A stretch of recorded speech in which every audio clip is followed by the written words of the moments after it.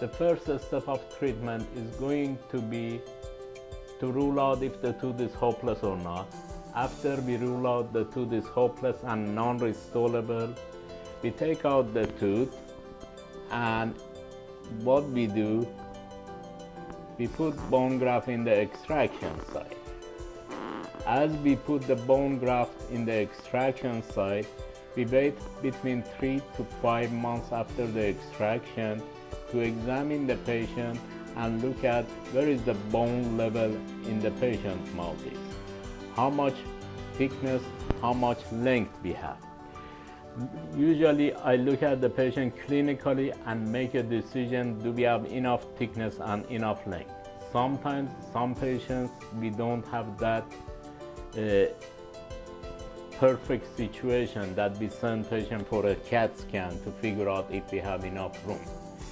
The minimum length for implant placement is usually 8 millimeters, and the sizes they are coming 8, 10, 13 and higher than that.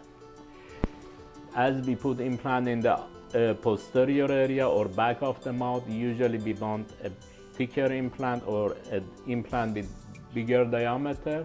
As we become in the front of the mouth, usually we have tinier implant that accommodate the area. After 3 to 4 months, when the patient comes over here, we look at where is the sinus level is on this patient, and we approach putting implant placement without getting involved with the sinus, because we don't want our implant into the sinus. Then we are putting an abutment, or we bury the implant underneath the gum till 5 to 6 months in the upper jaw, 3 to 4 months in the lower jaw. Then the patient goes back to the general dentist and they go ahead and they put a crown on it. Each implant, it has 3 pieces. First piece is the implant or the body of the implant. It's inserted inside the bone.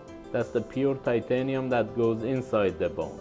After a while, we go ahead and we put the abutment on the patient, and then we send patient to the general dentist or prosthodontist to put the crown on.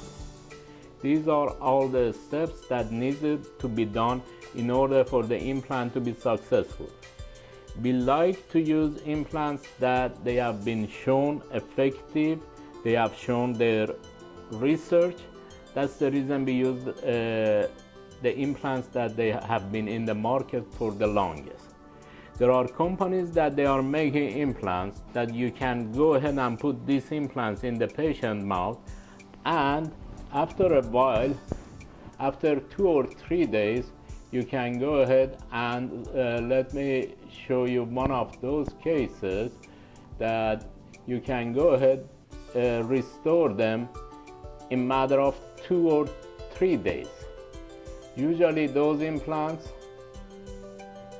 most of the time they create a problem for the patient because you are immediately loading those implants, and these implants, they start losing bone.